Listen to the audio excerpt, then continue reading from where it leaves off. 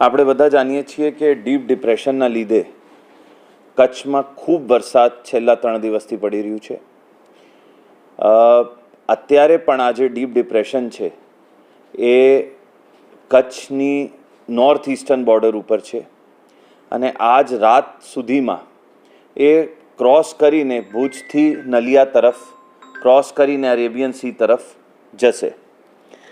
તો મારી વિનંતી છે બધાને કે કૃપા કરીને કાલ બપોર સુધી કોઈ પણ માણસ ઘરથી બહાર ના નીકળે, કોઈ જગ્યા પાણી જોવા કે પ્રવાસન સ્થળ ઉપર ના જાય, ખાસ કરીને કોઈ નીચાણવાળા ડીપ કે કોઝવે હોય એને ક્રોસ ના કરે. ખૂબ જ ભારે વરસાદની આવનાર 24 કલાક માટે કચ્છની આગાહી છે અને પોતાના પરિજનોની, ખાસ કરીને જે યુવાનો છે એની સુરક્ષા જાળવે એના માટે ખાસ ઘરની અંદર રહીએ. આપણે કોઈ જગ્યા, ફરી કહું છું, પાણી જોવા કે કોઈ પ્રવાસન સ્થળ ઉપર જોવા ના જાય અને કોઈ જગ્યા જ્યાં ડીપ કે કોઝવે હોય, જેને અહીંયા લોકલી પાપડી કહીએ, એમાં ખાસ કરીને કોઈ ના જાય એવી મારી બધાને વિનંતી.